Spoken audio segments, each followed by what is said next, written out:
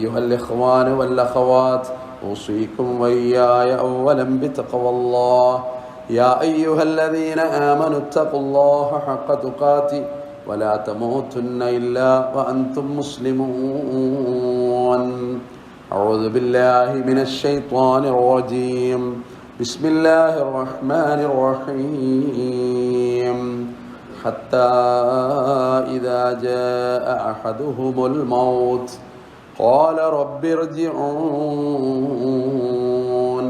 لعلي أعمل صالحا فيما تركت كلا إنها كلمة هو قائلها ومن ورائهم برزخ إلى يوم يبعثون.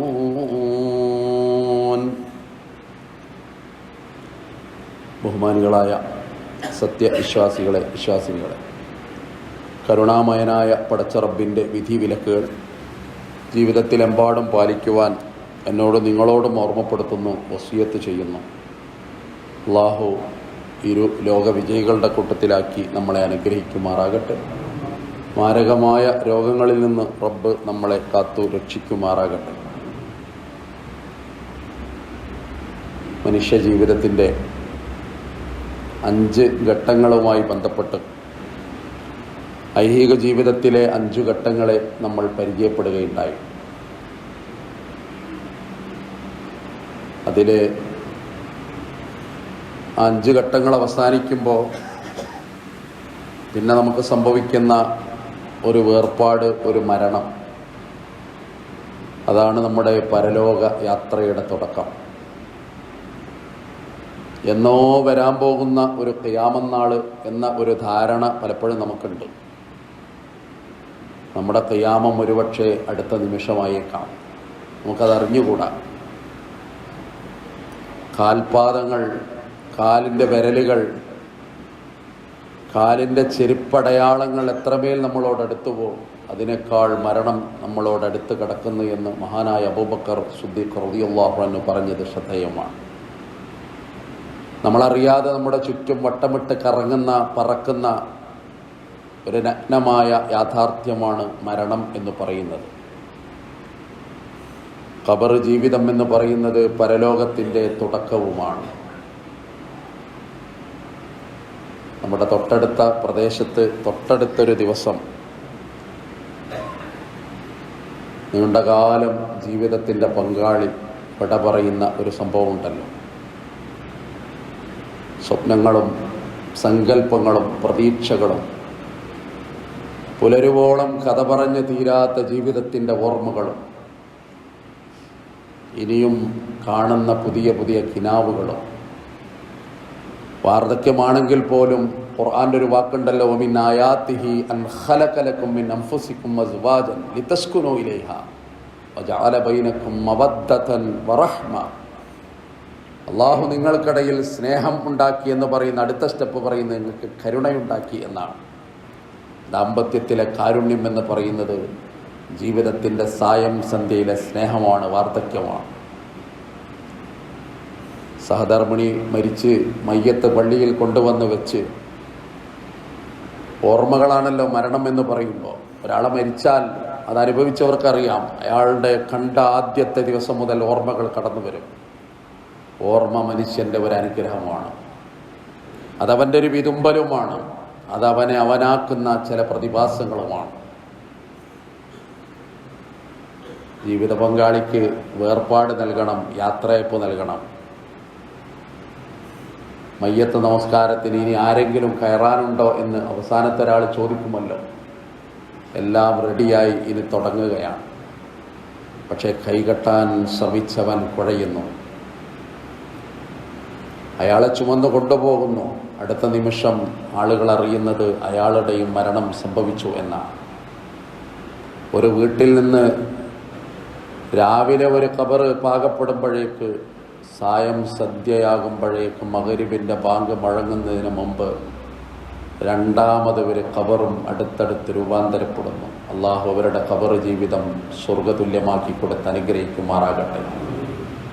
അതൊരു ദൃഷ്ടാന്തമാണ്. മനുഷ്യന് എന്തൊക്കെ പറഞ്ഞാലും ഖുലിഖൽ ഇൻസാനു ദഈഫ, എത്ര ദുർബലനാണ് മനുഷ്യൻ. പലതും തോന്നും നമുക്ക് നമ്മൾ എന്തൊക്കെയോ ആണ് എന്ന്. പക്ഷെ മനുഷ്യൻ്റെ ദൗർബല്യം എന്ന് പറയുന്നത് ചില സംഭവങ്ങളിലൂടെ മനുഷ്യനെ ഏറെ ബോധ്യപ്പെടുത്തുന്ന ഒരു യാഥാർത്ഥ്യമാണ്. പരിശുദ്ധ ഖുർആൻ ഖബർ എന്ന പദം 5 സ്ഥലത്താണ് പ്രയോഗിച്ചിട്ടുള്ളത് പോലും. 5ഉം പ്രത്യേകമായ ചില സാഹചര്യങ്ങളിൽ അത് പ്രയോഗിച്ച് കാണുന്നു. വഅന്ന സ്സാഅത ആതിയത്തുൻ ലാ റൈബ ഫീഹാ വഅന്ന അല്ലാഹ യബ്അസു മൻ ഫിൽ ഖുബൂർ. ഖിയാമത്ത് നാളിനെ കുറിച്ച് പറഞ്ഞപ്പോൾ അന്ന് ഖബറുകളിൽ നിന്ന് അവർ ഉയർത്തെഴുന്നേൽപ്പിക്കപ്പെടും. ഹജ്ജിൻ്റെ 7-ാമത്തെ ആയത്ത്. ഫാത്തിറിലെ 22-ാമത്തെ ആയത്തിലും പറയുന്നത് വമാ അൻത ബിമുസ്മിഇൻ ഫിൽ ഖുബൂർ. ഖബറിൽ കിടക്കുന്നവരെ കേൾപ്പിക്കാൻ നബിയെ നിങ്ങളെ കൊണ്ടാവുകയില്ല എന്ന് പറഞ്ഞാൽ അനുസരണയില്ലാത്ത ആളുകളെ പറ്റി ഖുർആൻ പറഞ്ഞു. മരിച്ചവരും ജീവിച്ചവരും ഒരുപോലെയാണോ എന്ന് പറഞ്ഞിട്ട് പിന്നെ റസൂലുള്ളാഹിനോട് പറയാണ്, എന്ത് പറഞ്ഞാലും തിരിഞ്ഞു പോകുന്ന ആളുകൾ, എന്ത് പറഞ്ഞാലും അനുസരിക്കാത്ത ആളുകൾ. ഇത് ലോകത്തിൻ്റെ ഒരു ചരിത്രമാണ്. 9.5 നൂറ്റാണ്ട് പ്രബോധനം ചെയ്തിട്ട് വിരലിലുണ്ടാവുന്ന ആളുകളെ കിട്ടിയ നൂഹ് നബിയുടെ കഥ പറയുന്ന ഖുർആനല്ലേ നമ്മുടെ മുമ്പിലുള്ളത്. മനുഷ്യൻ്റെ ഉള്ളിലേക്കൊരു കാര്യം കയറണമെങ്കിൽ കുറച്ച് പ്രയാസമാണ്. ധിക്കാരവും അഹങ്കാരവും ജീവിതത്തിന് കൈമുതലായി വന്നാൽ പിന്നെ ഒരു നിവൃത്തിയുമില്ലല്ലോ. ഖുർആൻ അതിങ്ങനെ പറയുന്നു. പിന്നെ മുംതഹിന സൂറത്തിൽ കാണാം, ഖദ് യഇസൂ മിനൽ ആഖിറ കമാ യഇസൽ കുഫാറു മിൻ അസ്ഹാബിൽ ഖുബൂർ. അവിശ്വാസികൾ നിന്ന് നിരാശപ്പെട്ടോ, ഖബറിൻ്റെ ഉള്ളിലുള്ളവരെ കുറിച്ച് അവർ നിരാശപ്പെട്ട പോലെ എന്ന് പറഞ്ഞാൽ ഇനി അവർ തിരിച്ചു വരൂല, ദുനിയാവിൽ അവരെ കൊണ്ടൊന്നും ചെയ്യാൻ കഴിയില്ല എന്നൊക്കെ ഉള്ളൊരാശയം അവിടെ പറയുന്നു. അഫലാ യഅ്ലമു ഇദാ ബുഅ്സിറ മാ ഫിൽ ഖുബൂർ. ഖബറിൻ്റെ ഉള്ളിലുള്ളത് പുറത്തിടുന്ന ദിവസമാണ്. ആദിയാത്ത് സൂറത്തിൽ 5ഓളം സ്ഥലങ്ങളിൽ ഖുർആൻ അങ്ങനെ ഖബറിനെ കുറിച്ച് പറയുന്നുണ്ട്. 5 നേരത്തെ നിസ്കാരം, 5 വല്ലാത്തൊരു ബന്ധമാണ്. ജീവിതത്തിൻ്റെ 5 ഘട്ടങ്ങൾ, ഇസ്ലാം കാര്യങ്ങൾ 5. അങ്ങനെ വല്ലാതെ അങ്ങനെ പറയുമ്പോൾ പല സംഗതികളും അങ്ങനെ കടന്നു പോകും. മനുഷ്യൻ്റെ കിട്ടുന്ന ജ്ഞാനങ്ങളുടെ അറിവ്, പഞ്ചേന്ദ്രിയങ്ങൾ എന്ന് പറയും. 5 തരത്തിൽ നമുക്ക് ലഭ്യമാകുന്ന അറിവുകൾ. ഞാൻ പറഞ്ഞു വന്നത് മനുഷ്യൻ്റെ പരലോകയാത്രയുടെ തുടക്കം എന്ന് പറയുന്നത് അവൻ്റെ ഖബർ ജീവിതമാണ്. ഖുർആൻ അത് കൃത്യമായിട്ട് വരച്ച് കാണിക്കുന്നു. ജീവിതത്തിലെ കഴിഞ്ഞ 5 ഘട്ടങ്ങളെ പറഞ്ഞല്ലോ. ഓരോ ഘട്ടത്തുമ്പോഴും കഴിഞ്ഞ ഘട്ടത്തെ നമ്മൾ തള്ളിപ്പറഞ്ഞു. യുവാവായപ്പോൾ കൗമാരത്തെയും ബാല്യത്തെയും തള്ളിയ പോലെ, മധ്യവയസ്കനായപ്പോൾ ജീവിതത്തിൻ്റെ കഴിഞ്ഞ 3 ഘട്ടങ്ങളിൽ ചെയ്തത് ശരിയല്ലെന്ന് മനസ്സ് മന്ത്രിച്ച പോലെ, വാർദ്ധക്യത്തിൻ്റെ രോഗാതുരമായ അവസ്ഥയിൽ ജീവിതത്തിൻ്റെ കഴിഞ്ഞുപോയ 4 ഘട്ടങ്ങളെയും മനുഷ്യൻ്റെ മനസ്സിൻ്റെ ഉള്ളിലിട്ടിട്ട് അവൻ തിരുത്തിയതുപോലെ മലക്കുൽ മൗത്ത് കടന്നു വരുന്നു, മരണം ഉറപ്പിക്കുന്നു, ജീവിതത്തിൽ നിന്ന് അസ്തമാനം കുറിക്കപ്പെടുന്നു. അങ്ങനത്തെ ഒരു നേരം നമുക്കറിയൂല അതെന്താന്ന്. ഖുർആൻ തന്നെ പറയണം, അല്ലാഹ് തന്നെ പറയണം, ഹത്താ ഇദാ ജാഅ അഹദുഹുമുൽ മൗത്ത്. അവൻ്റെ മരണം അവൻ്റെ അടുത്ത് വന്നപ്പോൾ ഖാല, അവൻ പറഞ്ഞു, റബ്ബിർജിഊൻ, അല്ലാഹ് ഒന്ന് മടക്കുമോ, കുറച്ച് നേരം കൂടി എനിക്ക് വേണമെന്നാണ്. ലഅല്ലി അഅ്മലു സ്വാലിഹൻ ഫീമാ തറക്തു. എൻ്റെ ജീവിതത്തിൽ തന്നെ ഞാൻ കുറേ വീഴ്ചകൾ വരുത്തിയവൻ, അതുകൊണ്ട് അതൊന്ന് തിരുത്തണം, എനിക്ക് കുറച്ച് നല്ല കാര്യങ്ങൾ ചെയ്യണം. ലഅല്ലി അഅ്മലു സ്വാലിഹൻ ഫീമാ തറക്തു. അല്ലാഹ് പറയുന്ന വാക്കെന്താണെന്നറിയോ? കല്ലാ, അത് വേണ്ട. ഇന്നഹാ കലിമത്തുൻ ഹുവ ഖായിലുഹാ, അത് പറയുന്നവർ പറയുന്നൊരു വാക്ക് മാത്രമാണ്. എല്ലാവരും അത് പറഞ്ഞു എന്നാണ്. ലോകത്ത് വന്നു പോയവരൊക്കെ അത് പറയാം. മരണം കൊതിച്ചിട്ട് മരിക്കുന്നവൻ പോലും അത് പറയും. ഒന്ന് മടക്കിയിരുന്നെങ്കിൽ റബ്ബേ, ഇത് ഇത്ര ഭീകരമാണെന്ന് ഞാൻ അറിയുന്നില്ല. കല്ലാ ഇന്നഹാ കലിമത്തുൻ ഹുവ ഖായിലുഹാ. എന്നിട്ട് അല്ലാഹ് പറഞ്ഞായിരുന്നു, വമിൻ വറാഇഹിം ബർസഖുൻ ഇലാ യൗമി യുബ്അസൂൻ.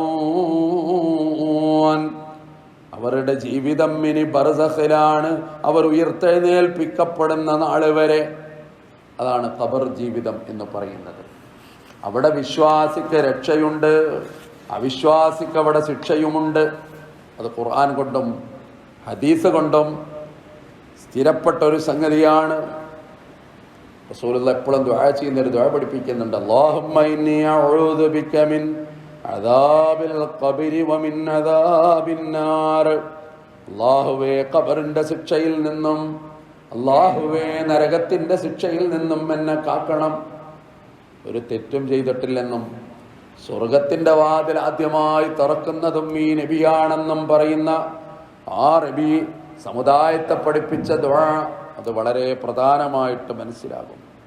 കാരണം സുഖങ്ങളുടെ ലോകത്ത് നിന്ന്, സൗകര്യങ്ങളുടെ ലോകത്ത് നിന്ന് പെട്ടെന്ന് പോകുന്ന ഒരൊറ്റ ദിവസം, ഒറ്റ മണിക്കൂർ, ഒറ്റ മിനിറ്റ് ആളുകൾ പറഞ്ഞു പോകും, പേര് പോലും ഇനി ഉച്ചരിക്കൂല. പെട്ടെന്ന് മയ്യത്തെന്ന നാമത്തിലേക്ക് നമ്മൾ ഓരോരുത്തരും മാറി. ഭൂമിയിൽ വിളിച്ചു പരിചയപ്പെടുത്തിയിരുന്ന മനോഹരമായ പേരുകൾ, അതൊന്നും ഇനി അയാളെക്കുറിച്ച് പറയാനില്ല. അയാൾ ഒറ്റ വാക്കിൽ ഒതുങ്ങി. അതാണ് മയ്യത്ത്. വല്ലാത്തൊരു അത്ഭുതമാണ്. റസൂലിനോട് ഖുർആൻ പറഞ്ഞൊരു വാക്കാണ്, ഇന്നക മയ്യത്തുൻ വഇന്നഹും മയ്യത്തൂൻ. നബിയെ നിങ്ങൾ മയ്യത്താണ്, മരിക്കാൻ പോവുകയാണ്. വഇന്നഹും മയ്യത്തൂൻ, അവരും മരിക്കുന്നവരാണ്. അതുകൊണ്ട് വിഷമം വേണ്ട, പ്രയാസം വേണ്ട. അവര് നിങ്ങളെ പ്രയാസപ്പെടുത്തുന്നതിൽ ദുഃഖം വേണ്ട. ഒരു നാളിൽ ഇവിടെ നിന്ന് പടിയിറങ്ങാനുള്ളവരാണ്. അല്ലേ? എന്തെല്ലാം സൗകര്യങ്ങൾ, അഭിരുചികൾ, താല്പര്യങ്ങൾ, വേഷങ്ങൾ, വേഷവിധാനങ്ങൾ, ഇഷ്ടപ്പെട്ട വസ്ത്രം, ഇഷ്ടപ്പെട്ട ഭക്ഷണം. ഇനി ഒരു ഇഷ്ടമല്ല അയാൾക്ക്, അയാൾ പോവുക. ഏറ്റവും വില കുറഞ്ഞ, മാർക്കറ്റിൽ ഏറ്റവും വില കുറഞ്ഞ തുണി, അതായി മയ്യത്തും തുണി എന്ന് പറയുന്ന തുണി. എത്ര പണമുള്ളവനും മരിക്കുമ്പോൾ പൊതിയാനുള്ളത് ആ തുണിയാണ്. ആണാണെങ്കിൽ 3 കഷ്ണം, പെണ്ണാണെങ്കിൽ 5 കഷ്ണം. നസ്വീബൂക മിമ്മാ തജ്മഉ ദഹ്റു കുല്ലുഹു ഇദാ ഹാല തദ്ഉ ഫീഹി മാ വഹനുതു. കാലം മുഴുവൻ ഓടി നടന്നിട്ട് ഒരുപാട് ഉണ്ടാക്കിയതാണ്. പക്ഷേ കൊണ്ടുപോകുമ്പോൾ കുറച്ച് തുണിക്കഷ്ണങ്ങളും കുറച്ച് ആരൊക്കെയോ ദ്വാരങ്ങളിൽ വെച്ച് തന്ന കുറച്ച് പഞ്ഞിയുമല്ലാതെ മറ്റൊന്നും ഇല്ലെന്ന വലിയൊരു തത്വമാണത്. ഖറജ്നാ മഅൻ നബിയ്യ സ്വല്ലല്ലാഹു അലൈഹി വസല്ലം, ഞങ്ങളെ നബിയോടൊപ്പം ഇങ്ങനെ സഞ്ചരിക്കുന്നു. അങ്ങനെ പോകുമ്പോൾ ഫീ ജനാസ, ഒരു മയ്യത്തുമായിട്ട് ഞങ്ങൾ പോയി. റജുലിൻ മിനൽ അൻസാർ, അയാൾ അൻസാരികളിൽപ്പെട്ട ഒരാളുടെ മയ്യത്താണ്. അതുമായിട്ട് ഞങ്ങൾ ഖബറടക്കാൻ വേണ്ടി പോയി. ഞങ്ങളെ കൂടെ നബിയുണ്ട്. പക്ഷേ ഫന്തഹൈനാ ഇലൽ ഖബർ വലം യുൽഹിദ്, ഞങ്ങൾ ഖബറിൻ്റെ അടുത്തെത്തി. പക്ഷേ വലം യുൽഹിദ്, അതിൻ്റെ പണി തീർന്നിട്ടില്ല. അപ്പോഴും ആളുകൾ അതിൻ്റെ പണി ഇങ്ങനെ നടത്തുകയാണ്. പണി തീരാഞ്ഞ് കുറേ നേരം. ഫജലസ റസൂലുള്ളാഹി സല്ലല്ലാഹു അലൈഹി വസല്ലം, നബി അവിടെ ഇരുന്നു. വജലസ്നാ ഹൗലഹു, ഞങ്ങളും നബിയുടെ ചുറ്റും ഇരുന്നു. കഅന്ന അലാ റൂസിനാ അത്വയ്ർ, ഞങ്ങളുടെ തലയിൽ പക്ഷികൾ വന്നിരുന്ന പോലെ എന്ന് പറഞ്ഞാൽ ഞങ്ങൾ അത്രയും ശ്രദ്ധിച്ചിരിക്കാൻ, തല ഇളക്കാതെ ഞങ്ങൾ ഇരുന്നു. നബി എന്താ പറയണെന്ന് നോക്കിയിട്ട്. വഫീ യദിഹി യഊദുൻ, നബിയുടെ കയ്യിൽ ഒരു മരക്കഷ്ണം, ഒരു വടിക്കഷ്ണം. യസ്കുനു ബിഹി ഫിൽ അർള്, അത് ഭൂമിയിൽ നബി ഇങ്ങനെ യൻകുതു ബിഹിൽ അർള്, അതിങ്ങനെ കുത്തിപ്പിടിച്ചിട്ടുണ്ട് നബി. ഫറഫഅ റഅസഹു, അങ്ങനെ നബി തല ഉയർത്തി. എന്നിട്ട് ഫഖാല, അവിടുന്ന് പറഞ്ഞു, ഇസ്തഗ്ഫിറൂ ബില്ലാഹ്, നിങ്ങൾ അല്ലാഹുവോട് ഇസ്തിഗ്ഫാർ നടത്തണം. മിൻ അദാബിൽ ഖബർ, ഖബറിന്റെ ശിക്ഷയിൽ നിന്ന്. മറത്തൈനി, 2 തവണയാണ് നബി പറഞ്ഞത്. ഔ സലാസ, അതോ 3 തവണ പറഞ്ഞു എന്ന് തോന്നുന്നു. സഹാബത്ത് റിപ്പോർട്ട് ഈ അഹ്മദ് ഉദ്ധരിക്കുന്ന ഒരു ഹദീസിൽ ഈ സംഭവം നമുക്കിങ്ങനെ കാണാൻ പറ്റും. പറഞ്ഞു വന്നത് ഖബർ ഭീകരമാണ്, അതൊരു പാഠമാണ്, അതൊരത്ഭുതമാണ്. മീസാൻ എന്നൊരു പ്രയോഗം ഉണ്ടല്ലോ, നമ്മൾ മീസാൻ കല്ല് എന്നിങ്ങനെ പറയും. എന്താ ഈ മീസാൻ? അതിൻ്റെ അറബ് പദം പഠിക്കുമ്പോൾ അത്ഭുതം തോന്നും. തമ്മീസ് എന്നൊരു പദമുണ്ട് അറബിയിൽ, വേർതിരിക്കുക എന്നാണ് അതിൻ്റെ അർത്ഥം. തമ്മീസാനി, വേർതിരിക്കുന്ന രണ്ട് കല്ലുകൾ എന്നാണ് ആ വാക്കിൻ്റെ അർത്ഥം. ഭാഷ അതാ പഠിപ്പിക്കുന്നത്, തമ്മീസാനി. കാരണം ഇതൊരു ഖബറാണ്, ഇതിൻ്റെ ഉള്ളിൽ ഒരാൾ കിടക്കുന്നുണ്ട്. വെറുതെ അങ്ങനെ മണ്ണ് കൂട്ടിയിട്ടല്ല, ഇതിൻ്റെ ഉള്ളിലൊരു സ്വപ്നം ഉറങ്ങുന്നു, ഒരു വികാരം അസ്തമിച്ചിട്ടുണ്ട്, ഒരു കുടുംബനാഥൻ ഇവിടെ കിടക്കുന്നുണ്ട്, ജീവിതത്തിൻ്റെ ഒരു വസന്തം ഇവിടെ അന്തി ഉറങ്ങുന്നുണ്ട്. അതാണ് തമ്മീസാനി. അങ്ങനെ അത് ലോപിച്ചപ്പോൾ അത് തമ്മീസാനി എന്നൊക്കെ പറയാനുള്ളൊരു ബുദ്ധിമുട്ട്, അത് മീസാൻ എന്ന് ഉപയോഗിച്ച് പോയതാണ്. മലയാളി പിന്നെ അത് പല രൂപത്തിൽ അത് ഉപയോഗിച്ചു എന്നുള്ളത് വേറെ സംഗതി. അതൊരടയാളമാണ്, ഖബർ ഒരു അടയാളമാണ്. ഖബർ കണ്ട് ഉസ്മാൻ ബിൻ അഫ്ഫാൻ റളിയല്ലാഹു അൻഹു കരഞ്ഞു എന്നുള്ളത് ഹദീസുകളിൽ സ്ഥിരപ്പെട്ട് വന്നത്. അദ്ദേഹത്തിൻ്റെ താടി രോമങ്ങളിലൂടെ ഇങ്ങനെ ഇറ്റി വീണു എന്നാണ്. അതൊരു പാഠമാണ്. അബൂ ഹുറൈറ റളിയല്ലാഹു അൻഹു പറയാ, ജനങ്ങൾ ഞങ്ങൾ ഒന്നിച്ച് നബിയുടെ അടുത്ത് ഇങ്ങനെ ഇരിക്കുക. അപ്പം നബി ഞങ്ങളോട് പറയാ, നിങ്ങൾ അവസാനത്തെ തഹിയ്യാത്തെത്തുമ്പോൾ, നിസ്കാരത്തിൽ അവസാനത്തെ തഹിയ്യാത്തെത്തുമ്പോൾ നിങ്ങൾ ദുആ ചെയ്തോ, 4 കാര്യങ്ങൾ നിങ്ങൾ അല്ലാഹുവിനോട് തേടിക്കോ. ഫല്യതഅവ്വദ് ബില്ലാഹി മിൻ അദാബി ജഹന്നം, ഒന്ന് നരകത്തിന്റെ ശിക്ഷ, വമിൻ അദാബിൽ ഖബർ, ഖബറിന്റെ ശിക്ഷയിൽ നിന്നും, വമിൻ ഫിത്നത്തിൽ മഹ്യാ വൽ മമാത്ത്, ജീവിതത്തിൻ്റെയും മരണത്തിൻ്റെയും പരീക്ഷണങ്ങളിൽ നിന്നും, വമിൻ ശർരിൽ മസീഹിദ് ദജ്ജാൽ, ഖിയാമമാകുമ്പോൾ ദജ്ജാലിൻ്റെ ഫിത്നയിൽ നിന്നും. മുസ്ലിം ഉദ്ധരിക്കുന്ന ഹദീസാണ്. അപ്പോൾ അതിൽ ഖബർ പ്രത്യേകമായിട്ട് എടുത്തു പറയുന്നു, ഖബറിൻ്റെ ഒരു ഇടുക്കത്തെക്കുറിച്ച് പറയുന്നു. വലിയ പാടാണത്. എന്ത് നന്മ ചെയ്തവനും ഖബർ ഒരു കൂട്ടിപ്പിടിക്കുന്ന ഹദീസുകളിലൊക്കെ കാണാം. അത് ലമ്മത്തൻ, ഒരു പിടുത്തം പിടിക്കും ഖബർ എന്നാണ്.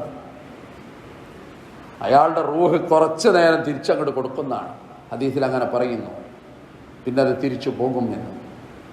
ഈ വിഷയം നബി എന്താ പറഞ്ഞ്, അത് അവസാന വാക്കാണ്. അത് നമ്മളെ ബുദ്ധിക്ക് അധികം സ്ഥാനമില്ലാത്തത് കൊണ്ട് വിധേയനായിട്ട് വിശ്വാസി അത് കാതുകൊണ്ട് കേട്ട് ഹൃദയത്തിൽ അങ്ങനെ അടിയുറപ്പിക്കുന്നു എന്നുള്ളതാണ്. പിൽക്കാലത്ത് കുറേ ആളുകൾ ഖബർ ശിക്ഷയെ നിഷേധിച്ചവരൊക്കെ ഉണ്ട്. മതത്തിൻ്റെ മേലിൽ ബുദ്ധി ചാർത്തിയിട്ട് മതനിയമങ്ങളെ പരിഹസിച്ച കുറേ ആളുകളുണ്ട്. എങ്ങനെയപ്പോൾ അതുണ്ടാകുക? അങ്ങനല്ല. കാരണം ഇത് വരുന്ന ഒരു സ്രോതസ്സുണ്ട്. അത് ഖുർആനാണ്, അത് ഹദീസാണ്. അതിലപ്പുറത്തിൽ വേറെ വർത്താനല്ല. സഅദ് ബിൻ മുആദ് റളിയല്ലാഹു അൻഹു, ആ മനുഷ്യൻ മരിച്ചു. ആ മനുഷ്യനെ പറ്റി പറയുന്നത് വലിയ അത്ഭുതമാണ്. ആരായി മനുഷ്യൻ എന്നറിയോ? ബദറിലെ അൻസാരികളുടെ നേതാവാണ്. ഉഹദ് യുദ്ധത്തിൽ നബിയുടെ ജീവൻ രക്ഷിക്കാൻ മുന്നിൽ നിന്നവനാണ്. ഖന്തഖ് യുദ്ധത്തിലേറ്റ ഒരു മുറിവ്, അത് കാരണമാണ് അദ്ദേഹത്തിന് മരണം സംഭവിച്ചത്. അദ്ദേഹം മരണപ്പെട്ടിട്ട് അദ്ദേഹത്തെ മറവ് ചെയ്യുന്ന കഥ പറയുന്നുണ്ട് പ്രവാചകൻ സല്ലല്ലാഹു അലൈഹി വസല്ലമയുടെ വചനങ്ങളിൽ. ആ മനുഷ്യനെ മറവ് ചെയ്യാണ് എല്ലാവരും കൂടി.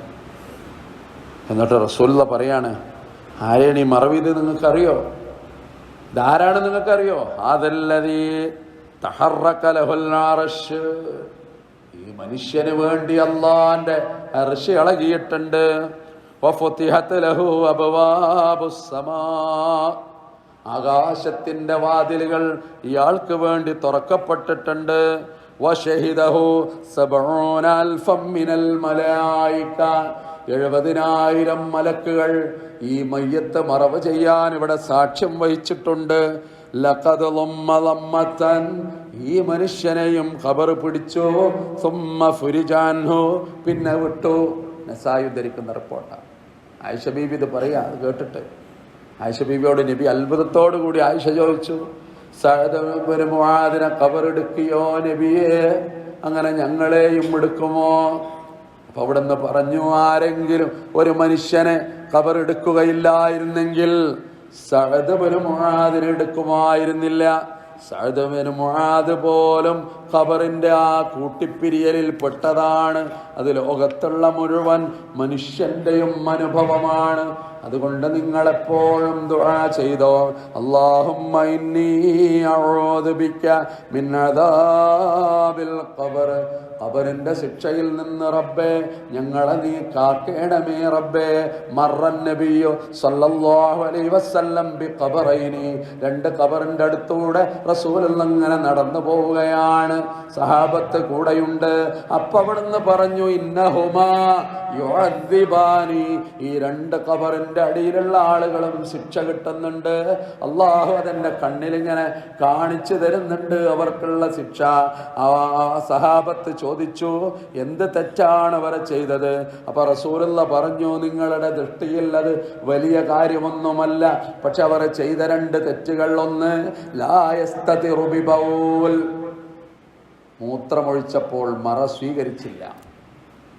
നിറ തുറസായ സ്ഥലത്ത് നാണോ മാനോ ഇല്ലാതെ വിസർജിച്ചു എന്ന ലജ്ജ വലിയ സംഭവമാണ്.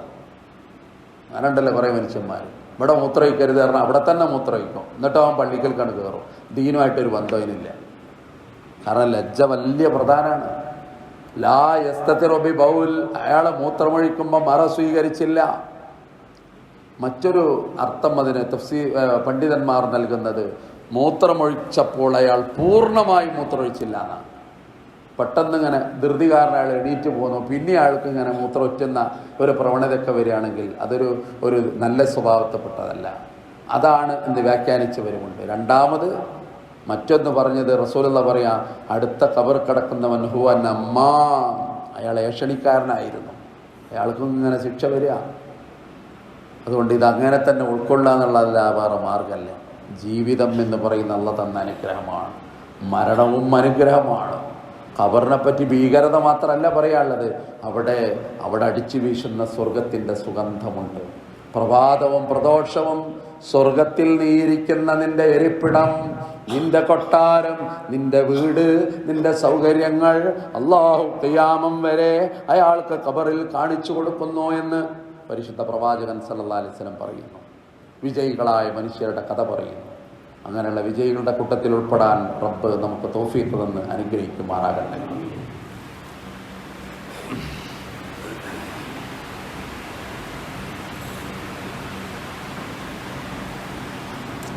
അൽഹംദുലില്ലാഹി റബ്ബിൽ ആലമീൻ വസ്സലാത്തു വസ്സലാമു അലാ അഷ്റഫിൽ മുർസലീൻ വഅലാ ആലിഹി വസഹ്ബിഹി അജ്മഈൻ. ഇത്തഖുല്ലാഹ് ഇബാദല്ലാഹ് സാനിയൻ ബിതഖ്വല്ലാഹ്. ബഹുമാന്യ സഹോദരീ സഹോദരങ്ങളെ, ഒരിക്കൽ കൂടി തഖ്വ കൊണ്ട് വസിയത്ത് ചെയ്യുകയാണ്. പറഞ്ഞു വന്നത്, മരണം അത് വളരെ അടുത്താണ്. ആ ബോധ്യം നമുക്കുണ്ടാകണം. അതിനനുസൃതമായിട്ട് നമ്മളിൽ കർമ്മങ്ങളുണ്ടാകണം. അത് മാത്രമാണ് നമ്മളെ വിജയത്തിൻ്റെ വിധാനമായിട്ടുള്ളത് എന്നുള്ള ഒരു യാഥാർത്ഥ്യമാണ്. അള്ളാഹു പരലോകത്ത് വിജയികളുടെ കൂട്ടത്തിൽ ഉൾപ്പെടുത്തി നമ്മളെ അനുഗ്രഹിക്കുമാറാകട്ടെ. നമ്മുടെ പാപങ്ങളൊക്കെ അള്ളാഹു പുറത്ത് മാപ്പാക്കി തരുമാറാകട്ടെ. ജീവിതത്തിലെ വിഷമങ്ങളും പ്രയാസങ്ങളും അള്ളാഹു ദൂരീകരിച്ച് തരുമാറാകട്ടെ. പരലോകത്ത് സ്വർഗം കിട്ടുന്ന ഭാഗ്യവാന്മാരുടെ കൂട്ടത്തിൽ അള്ളാഹു നമ്മളെ ഉൾപ്പെടുത്തി അനുഗ്രഹിക്കുമാറാകട്ടെ. ഖബറിൻ്റെ ഭീകരമായ ശിക്ഷയിൽ നിന്ന് അള്ളാഹു തആല നമ്മളെ കാത്തു രക്ഷിക്കുമാറാകട്ടെ. ഖബർ ജീവിതത്തിൻ്റെ സ്വർഗീയമായ ആനന്ദങ്ങൾ അനുഭവിക്കുന്നവരുടെ കൂട്ടത്തിൽ നമ്മളെ അള്ളാഹു ഉൾപ്പെടുത്തി അനുഗ്രഹിക്കുമാറാകട്ടെ. നമുക്ക് മുമ്പേ വിട പറഞ്ഞു പോയ നമ്മുടെ ഒരുപാട് പ്രിയപ്പെട്ടവർ, നമ്മളാക്കിയവർ, ഓർമ്മകളിൽ കടലിരമ്പം തരുന്ന കുറേ മനുഷ്യന്മാർ, അള്ളാഹു അവരുടെയൊക്കെ ജീവിതം സ്വർഗതുല്യമാക്കി കൊടുത്ത് അനുഗ്രഹിക്കുമാറാകട്ടെ.